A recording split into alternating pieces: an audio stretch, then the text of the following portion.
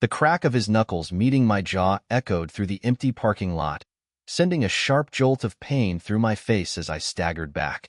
I caught myself on the edge of a car, gasping, the metallic taste of blood filling my mouth. "Jessica's done with you," he sneered, his voice cold and smug. He took a step back, letting his words sink in. "You're nothing but a stepping stone, a means to an end. She's moved on, to me." The pain from the hit was nothing compared to the hollow, searing ache spreading in my chest. Jessica? My Jessica? The woman who'd stood by me through a decade of life, the one I'd promised to love and cherish, was in the arms of this stranger? It felt impossible, surreal, a nightmare I couldn't wake up from. I'd had my suspicions, sure. Little things had started to seem off over the past few months. Jessica's laughter had turned forced, her smiles felt rehearsed, and she was spending more and more late nights at work. I told myself it was stress, that we all hit rough patches. But this was something else entirely.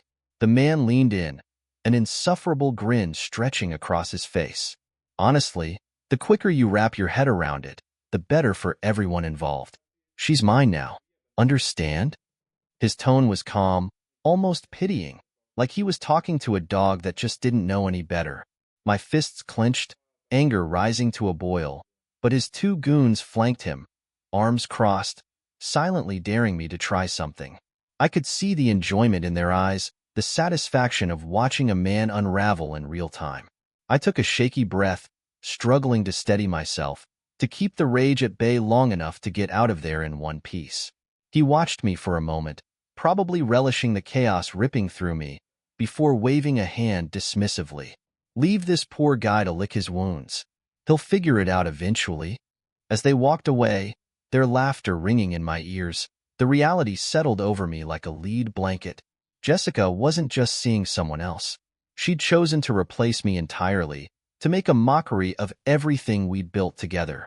I slumped down, back against the cold metal of the car, head spinning with disbelief. The love of my life had turned her back on me, cast me aside like I was nothing.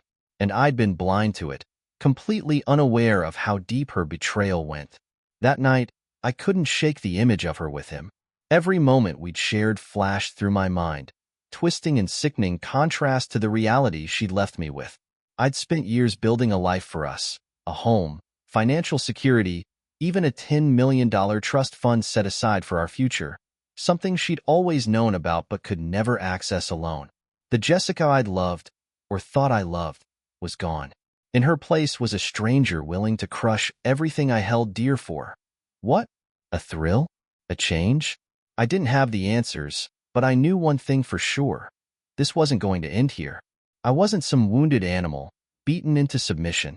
No. If Jessica wanted to walk away from me and everything we'd built, if she thought she could rewrite my life as if I was nothing but a chapter in her story, she was about to find out how wrong she was. As I lay awake that night, plans began to form, a clarity settling over me like a sharpened blade. She thought she could betray me and move on without consequence, but I was done being the fool. This wasn't going to end the way she or her new boyfriend thought. I'd accepted the first hit, but from now on, every move would be mine. The next morning, the numbness of the night before was gone, replaced by a cold, calculated resolve. Jessica thought she could fool me, that she could waltz out of my life and leave me to pick up the pieces. But this wasn't over, not by a long shot. I waited for her to leave the house, watching from the upstairs window as she drove off in that smug, carefree way she'd adopted lately, the way she never used to drive. The woman I married had been thoughtful, deliberate, always checking in, always a team. Now she was practically skipping down the driveway, as if her double life was a new game. As soon as she turned the corner, I was down the stairs, moving methodically. I'd spent years being the supportive husband, giving her space, respecting her privacy, trusting her completely. But now, every instinct screamed at me to find answers. If she wanted to lie, then she'd forced my hand. I started with her phone records, scrolling through the list of calls and texts from the past few months. There it was, again and again. A number I didn't recognize, calling at all hours of the day and night. I could feel my pulse pounding as I noted the frequency, The times when she was working late or grabbing drinks with the girls. It wasn't hard to see the pattern emerging, but I needed more. If Jessica was as far gone as her new boyfriend claimed, then she wouldn't be careful. And sure enough, hidden in the depths of her closet was a second phone, something I'd never seen before. I powered it on, hands shaking with a mix of anger and anticipation, and the flood of messages hit me like a freight train. The words on the screen blurred as I read through the conversations. She'd been carrying on with him for months, sending messages that ranged from flirtatious to downright cruel about me. It was as if I'd been nothing but a roadblock to her, an inconvenience she was thrilled to be rid of. The man, Brandon, had even joked about how easy it was to pull the wool over my eyes. Each word cut deeper, but I read on, forcing myself to confront every nauseating detail. In one message, she told him how much she couldn't wait to be free, how my trust fund was the last tether holding her back. They'd even discussed ways to manipulate me into signing off on certain financial documents, ways to drain me dry before she made her final exit. I could hardly believe what I was reading. The depth of her betrayal went far beyond infidelity. This was calculated, intentional. She'd been planning her escape, counting on me to be too oblivious, too in love to see it coming. I pocketed the phone, taking screenshots of every incriminating message. If Jessica thought she could play me, she was about to realize just how wrong she was. When she came home that evening, I was waiting in the kitchen, seated calmly at the table with a glass of whiskey in hand. My mind was a storm, but I kept my face composed, refusing to let her see the hurricane brewing beneath the surface. "Hey, babe," she greeted me with that same easy smile, the one I'd loved for years, now tainted with deceit. "How was your day?" "Oh, it was enlightening," I replied. Watching her reaction, she paused, her eyes narrowing slightly as she sensed something was off. "Enlightening? How so?" she asked, trying to keep her voice casual, but I could see the flicker of uncertainty there, the first sign of cracks in her mask. "I found your other phone," I said, letting the words hang in the air like a punch to the gut. Her face went pale, the color draining from her cheeks as she struggled to compose herself. "Oh, that," she stammered, forcing a laugh that sounded hollow, brittle. "That's just something I got to keep work and personal separate. You know how it is." "Sure," I replied smoothly, nodding along. "Except there aren't any work messages on it, are there, Jessica?" She froze, realizing I'd seen everything. Her eyes darted around, searching for an exit, but I kept her locked in place with a hard stare, refusing to let her wriggle out of this. "All right," she snapped finally, her voice laced with bitterness. "So, you've seen the messages. What do you want? A confession? Fine. I'm done with this marriage, if you can even call it that anymore. You're so wrapped up in your work, in your little empire, that you haven't noticed I've been gone for months. Brandon actually sees me, you know?" The venom in her voice was unmistakable, and for a moment, I was stunned by the sheer audacity of it. She was turning this on me, as if I were the reason she'd betrayed me, as if I'd driven her to this. "Do you really think I'll let you just walk away?" I asked, my voice dangerously calm. "After everything we've built, everything I've given you, you think you're going to waltz off with Brandon and pretend like none of this mattered?" She laughed, a harsh, mocking sound. "Oh, please. Everything you built? I've been your shadow, Michael, a pawn in your perfect little life. You think I want this?" She gestured around, as if the life we'd shared was nothing more than a prison she'd been forced to endure. I took a slow sip of my whiskey, letting her words hang in the air before I set the glass down deliberately. "You think you're going to take me for a fool and just walk away?" I asked, voice barely above a whisper. "Jessica, this isn't over. Not by a long shot." For the first time, I saw real fear flicker in her eyes, a flash of doubt she couldn't mask. She'd thought I would crumble, that I'd bow down to her and her new lover's game. But she was wrong. This was only the beginning, and she was about to learn just how much I'd been holding back. Jessica's expression faltered, her confident smirk fading as the tension in the room grew thick enough to cut. For the first time, she was seeing a side of me she hadn't anticipated, a side she'd never bothered to know. She'd expected the hurt, maybe even some desperate plea for forgiveness, but what she hadn't counted on was the iron resolve now burning behind my eyes.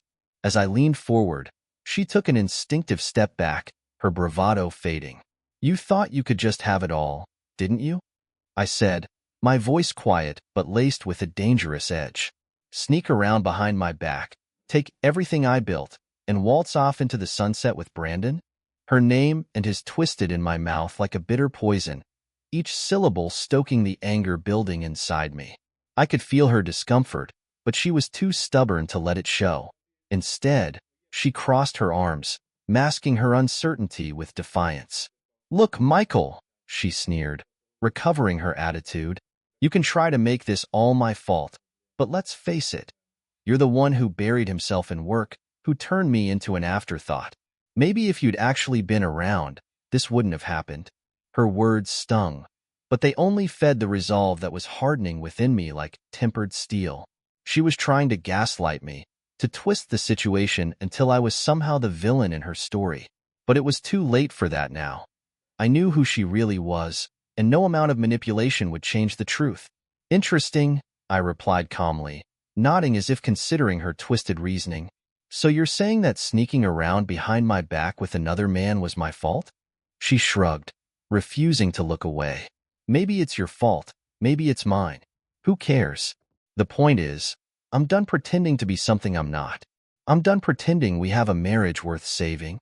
The words hit hard, but they no longer had the power to shake me. Instead, I felt a strange calm settle over me, the realization that this moment, this revelation, was the beginning of a new game. And if she thought she could walk away untouched, she was sorely mistaken. I took a deep breath, glancing at her with a steady gaze that made her shift uncomfortably. "Fine. You're done? Great. I'll make it easy for you." I paused, letting my words sink in. "I'll give you exactly what you want, Jessica. Freedom. But I'm going to be clear. You'll walk away with nothing." She blinked, caught off guard, and I saw the faintest flicker of panic in her eyes. The mention of nothing clearly struck a nerve. Jessica had grown used to the life I'd built, the comfort of our home, the freedom of our finances, the trust fund she'd assumed would somehow be hers. She'd imagined a clean break where she could take her share of our assets and move on. But she was about to learn that betrayal has consequences. "Are you serious?" she scoffed, masking her fear with defiance. "You think you can just kick me out and leave me with nothing? I'm entitled to half of everything you've built." I leaned back, crossing my arms as I regarded her coldly. "Oh, you're entitled to whatever the courts decide, sure. But what you don't know, Jessica, is that I've planned for a day like this." She stared at me, confused, as I continued. "Do you remember that trust fund I told you about?" I asked casually, watching as the memory clicked into place. "The one we'd agreed would be for our future, for our family? It's locked in my name alone, and you can't touch a penny of it. Not without me." Her face twisted in frustration, her carefully constructed plans beginning to unravel. She hadn't expected this. She'd assumed I'd be passive, that I'd simply let her take her share and move on with Brandon. But Jessica had underestimated me, and now, it was time to show her just how far I was willing to go. "Fine," she snapped, her tone dripping with resentment. "Keep your money. I don't need it. Brandon and I will be just fine without you." I couldn't help but laugh, a low, humorless sound that seemed to catch her off guard. "You think this is about money? No, Jessica. This is about showing you that actions have consequences. You made the choice to lie, to betray me. Now you'll live with the fallout." I leaned forward, letting my voice drop to a whisper. "From this point on, I'm not the man you knew. I'm not the man who stood by you, who forgave you, who believed in you. That man's gone. In his place is someone who's going to make sure you feel every ounce of betrayal you dished out. You'll get your freedom, Jessica, but it won't come easy, and it certainly won't come without a cost." She opened her mouth to retort, but the words faltered as she saw the look in my eyes. For the first time, her confidence wavered, and I saw a glint of genuine fear. She hadn't anticipated a fight. She'd thought I'd crumble, that I'd break under the weight of her betrayal. But instead, I was standing here, stronger than ever, ready to face her head-on. "I'm going to fight you, Michael," she hissed, trying to regain her composure. "You think you're untouchable, but I know you better than you know yourself. Don't underestimate me." "Oh, I'm not underestimating you, Jessica," I replied, voice steady and cold. "I know exactly who you are now, and that's exactly why I'm not holding back anymore." With that, I turned and walked away, leaving her standing in the kitchen, alone and visibly shaken. I knew this was just the beginning, but I was ready. Every step forward would be deliberate, calculated, and measured, just like every business decision I'd ever made. Jessica had taught me a harsh lesson in trust, but I was about to teach her one in consequences. As I closed the door behind me, I felt an odd sense of liberation. For years, I'd built a life that revolved around her, molded my world to fit her desires and dreams. But now, those shackles were gone, replaced by a newfound clarity. Jessica had freed me in ways she couldn't begin to understand, and I was going to use that freedom to make sure she and Brandon would regret every moment they'd taken me for granted. The game had begun, and for the first time, the rules were mine to set. The days that followed were a whirlwind of quiet preparation.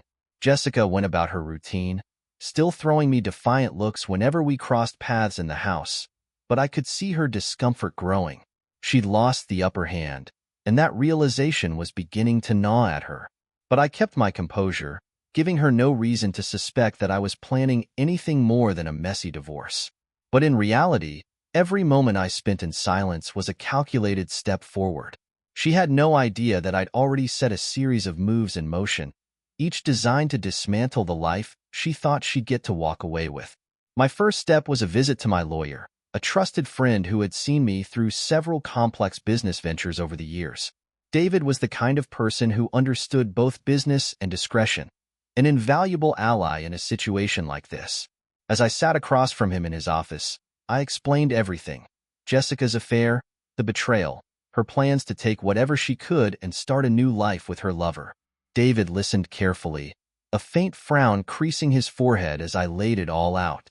"So," he finally said, leaning back in his chair, "you're telling me she's been scheming for months, and she's likely going to try to claim half of everything you've built." "Exactly," I replied, my voice tense with the frustration and anger simmering beneath the surface.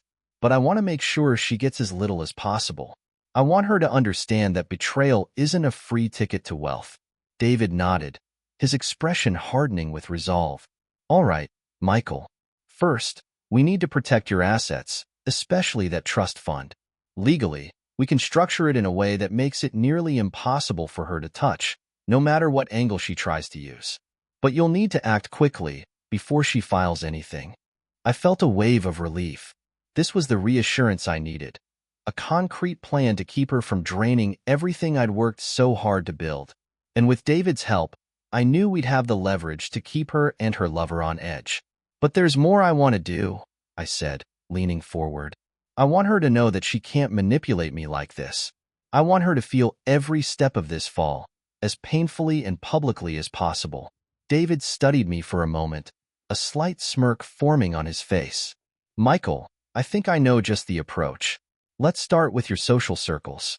You're well connected, and that's going to be our weapon. If Jessica and Brandon think they can run off into the sunset without a single repercussion, we're going to show them how wrong they are." Over the next few days, I quietly reached out to mutual friends, people Jessica and I had known for years. I didn't go into detail, just hinted that Jessica had made some unexpected choices, that she was pursuing a different kind of life. Gossip in social circles is like a spark in dry grass. It catches fast and spreads faster. Soon enough, murmurs started filtering back, whispers of Jessica's affair, her betrayal.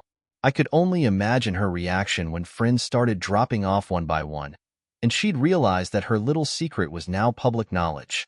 Meanwhile, David and I worked tirelessly to restructure my finances, setting up barriers and traps that would make it nearly impossible for Jessica to access anything substantial. By the time she realized what was happening, her options would be whittled down to almost nothing. Then came the final step, a little visit to Brandon. I knew where he worked.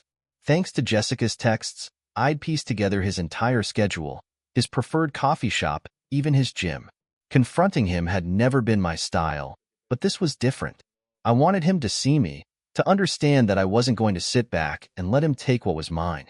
It was a Tuesday afternoon, and he was predictably at his favorite cafe, sipping his overpriced latte with that smug expression I'd come to despise. I strode up to his table, and for a second, he didn't recognize me. But the moment he did, I saw the smirk fade, replaced by a flash of uncertainty. "Brandon," I greeted him with a cold smile, pulling out the chair across from him without invitation. "Nice day for a coffee, isn't it?" He swallowed, his hands shifting uncomfortably as he set down his cup. "Michael, didn't expect to see you here." "I'm sure you didn't," I replied smoothly, leaning forward.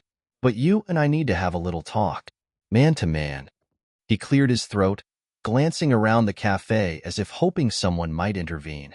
But I kept my tone calm, my expression neutral, giving him no reason to walk away. "I know everything," I continued. "The affair, the plans, Jessica's little scheme to take what she thinks she deserves." His eyes darted nervously, but he tried to keep his composure.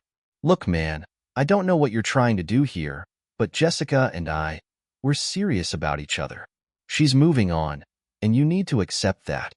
"Oh, I have accepted it," I said, a dark satisfaction threading through my words. "In fact, I think it's the best thing that's happened to me in years. Jessica finally revealed who she really is, and it turns out I've been dodging a bullet." He blinked, clearly thrown off by my reaction. He'd expected anger, maybe even a desperate plea. Instead, he was faced with a man who'd moved past shock and was now carefully orchestrating every step forward. "But here's the thing, Brandon," I continued, my voice lowering.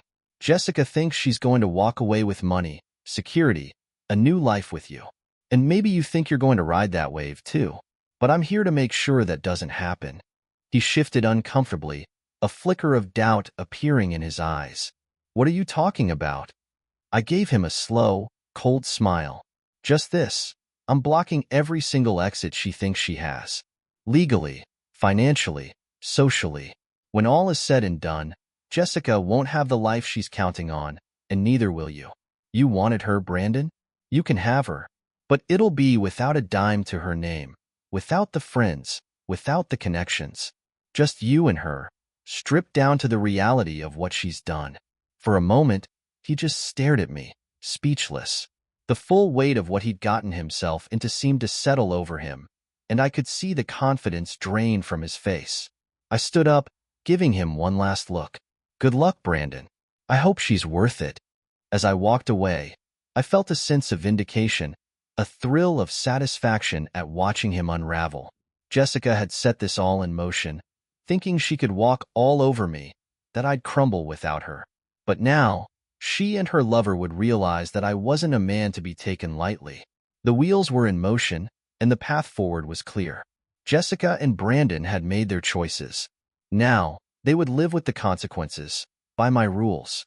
Over the next few weeks, I watched as Jessica's life unraveled piece by piece. She had no idea how deeply I'd embedded myself into her every decision, how thoroughly I'd tightened the screws on her future. And I knew it was working, because I started noticing subtle changes in her demeanor, small cracks in her once immaculate composure. The first sign came in the form of panicked phone calls. I'd overhear her in the next room, her voice tense as she spoke in hushed tones to Brandon, frustration and desperation leaking through her words. "What do you mean the funds are frozen?" I heard her hiss one evening, her voice sharp. "That money was supposed to be mine. He can't just block me like this." I couldn't help but smirk, listening to her struggle as my plan continued to unfold. She'd been banking on our assets, on the idea that she could walk away with half of everything I'd built. But with the legal firewalls David and I had put in place, Jessica was discovering just how untouchable my fortune had become. I had blocked every possible avenue, leaving her with only a fraction of what she'd anticipated. But the financial constraints were just the beginning. Her social life, too, was falling apart. Our mutual friends, people we'd known for years, were distancing themselves one by one. Word had spread about the affair, her betrayal, and while I hadn't gone into specifics, The truth had a way of creeping into every conversation. Jessica, once the center of attention, was now met with whispered conversations and sidelong glances whenever we attended any social gatherings. I watched as she grew more isolated, the weight of her choices settling heavily on her shoulders. She tried to put on a brave face, to keep up the facade of a woman who was moving on, but I could see the strain pulling at her every time she forced a smile. One evening, after she came home from a failed attempt to socialize, I noticed her standing by the kitchen counter, her hands gripping the edge tightly. She looked tired, her face pale, her eyes hollow. I almost felt a twinge of pity, but then I remembered the smug look on Brandon's face, the mocking messages they'd exchanged behind my back, and that fleeting sympathy vanished. Jessica noticed me watching her and straightened up, forcing a tight smile. "Enjoying the show, Michael?" she sneered, trying to recover a shred of the confidence she'd once had. I shrugged, feigning indifference. "It's not much of a show, Jessica. I just find it interesting, that's all." She narrowed her eyes, her jaw clenched. "So this is your big plan? Freeze my accounts, turn everyone against me, make my life as miserable as possible?" "You did that all on your own," I replied calmly. "I'm just making sure you feel the consequences of your choices. Isn't that fair?" For a moment, she looked like she wanted to lash out, to scream or throw something. But she held back, struggling to maintain control. "You're a real piece of work. You know that," she spat, her voice trembling with anger. "You think this makes you strong? Ruining everything we had just to get back at me?" I took a slow breath, forcing myself to stay calm. "No, Jessica, you ruined what we had. I'm just making sure that you don't get to walk away unscathed, like this was all just a minor inconvenience for you. You wanted a life with Brandon? Congratulations, you're free to have it. But you're not taking any part of my life with you." Her mouth opened, but no words came out. She just stared at me, her expression a mix of frustration and something else, something that almost looked like regret. For a split second, I wondered if she truly understood the gravity of what she'd done. But then she turned away, grabbing her coat with a huff and heading out the door without another word. I watched her leave, knowing exactly where she was going. I'd tailed her before, tracking her to Brandon's apartment, watching from a distance as she disappeared inside. She was leaning on him now, clinging to him in her moment of crisis. But what she didn't know was that her sanctuary was about to be shaken, because I had one more move to play. The next day, I made a quiet visit to Brandon's workplace, slipping past security with a forged visitor's badge and a casual stroll. I'd made sure to gather every scrap of information on Brandon that I could, down to his employee ID number and department. He was nothing special, just another mid-level sales executive barely scraping by. I knew enough about his finances to see that Jessica had likely promised him a comfortable life, one that was now slipping through his fingers. I waited in the lobby, timing my approach perfectly so I'd catch him just as he returned from lunch. He froze when he saw me, his face blanching, and I took my time walking over, savoring the fear that flickered in his eyes. "Brandon," I said with a polite nod, as if we were old friends. "Got a minute?" He looked around nervously, casting quick glances at his coworkers who bustled past, oblivious to the tension in the air. I'm working," he stammered, trying to brush me off. "This isn't the time." "Oh, I think it's exactly the time," I replied smoothly, stepping closer so only he could hear. "After all, we're both involved in this little situation, aren't we? I think it's only fair that we talk about what happens next." His face twisted in discomfort, and he finally gestured for me to follow him to a quieter corner of the lobby. Once we were out of earshot, he looked at me with a mixture of anger and desperation. "What do you want, Michael?" I leaned in, keeping my voice low. "It's simple, Brandon. You wanted Jessica, and now you've got her. But what you don't understand is that she's not coming with the package she promised you. No money, no security, and certainly no access to my assets. So tell me, are you still willing to keep up this charade, knowing that she's coming with nothing but her lies?" He swallowed, clearly taken aback. I could see the gears turning in his mind, the dawning realization that Jessica had spun him a fantasy, a glittering promise of a life I'd built, a life that was now beyond his reach. "What are you trying to say?" he asked, a flicker of fear seeping into his voice. I smirked, enjoying the discomfort rippling through him. "I'm saying that you've been conned just as much as I have. Jessica made you think you were inheriting her share of the good life, didn't she? But what she didn't tell you is that the second she betrayed me, she forfeited it all. Every cent." He was silent, his face pale, and I knew that I'd struck a nerve. He'd counted on her promises, maybe even imagined a future with her that would elevate his life from mediocrity. But now, faced with the stark reality of what Jessica had done, he was beginning to understand that he'd bet on the wrong horse. I turned to leave, pausing just long enough to deliver my final words. "Think carefully, Brandon. She lied to me for months. Who's to say she won't do the same to you? After all, betrayal seems to be her specialty. Good luck. You're going to need it." With that, I walked away, leaving him standing alone, his expression a mixture of anger and helplessness.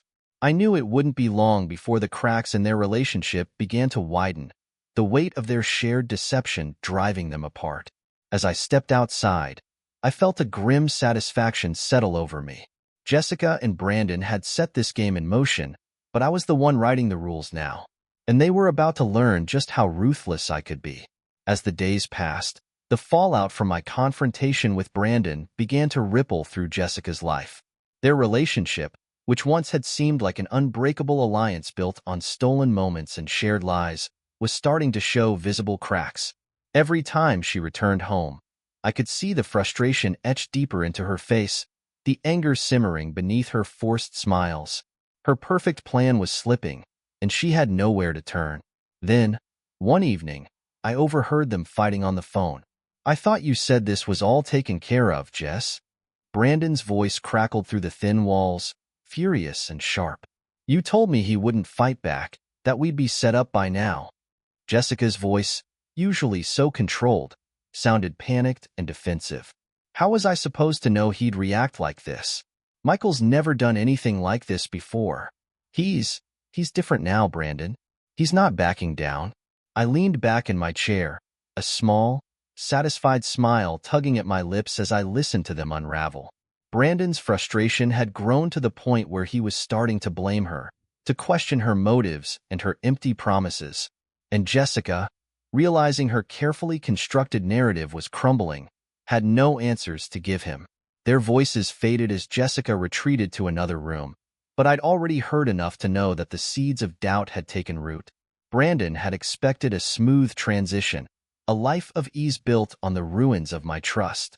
But now, faced with the reality of Jessica's betrayal and my unwavering resistance, he was beginning to see her for who she truly was, a woman willing to lie, manipulate, and destroy anyone who got in her way. 2 days later, Jessica's desperation finally broke through the surface. She cornered me in the living room one morning, her face pale, her eyes tired and bloodshot. It was clear she hadn't slept much, and whatever control she'd held onto before was slipping fast. "Michael," she started, her voice forced and tight. "We need to talk." I set my coffee down, studying her with a calm that seemed to unsettle her. "Go ahead. I'm listening." She hesitated, swallowing hard, as if struggling to choose her words carefully.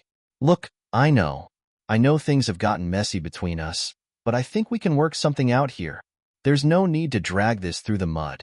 We can, end things civilly. Split what we have. Move on." I raised an eyebrow, feigning surprise. "Civilly? Now you want civility?" I let out a dry laugh, watching as her face flushed with frustration. "Jessica, you made it clear that you were done with this marriage, that you didn't want any part of this life. And now, you suddenly want to talk about fairness?" Her mask slipped for a moment, and I saw a flash of raw anger in her eyes. "Don't act like this is all my fault, Michael. You pushed me to this point. If you hadn't been so what?" I interrupted, leaning forward, my voice low and controlled. "So trusting, so devoted, so committed to building a future with you." I could see the words hit her like a slap, and for the first time, she didn't have a retort ready. Instead, she simply stared at me, the weight of her actions finally pressing down on her. After a long silence, she let out a bitter sigh. Fine. You want to punish me? Go ahead. But don't think you're any better than I am. This whole charade of yours, freezing assets, turning people against me, it's just as twisted as anything I've done. I met her gaze, unflinching. There's a difference, Jessica. I'm not the one who lied, who schemed behind my partner's back. I'm simply making sure you face the consequences of your choices. Isn't that fair?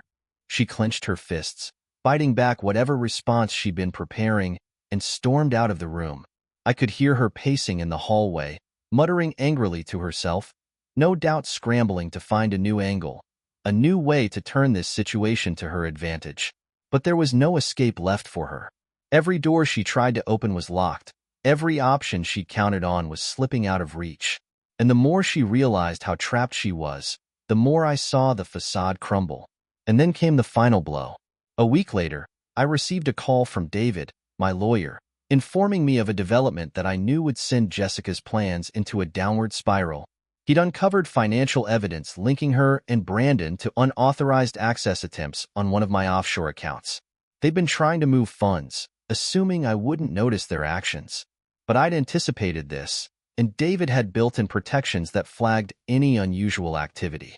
It was proof not only of her betrayal, but of her attempts to steal directly from me. With this new evidence, we could tighten our legal grip. David advised me to take immediate action, and I agreed without hesitation. I wanted this on record, a final nail in the coffin of Jessica's schemes.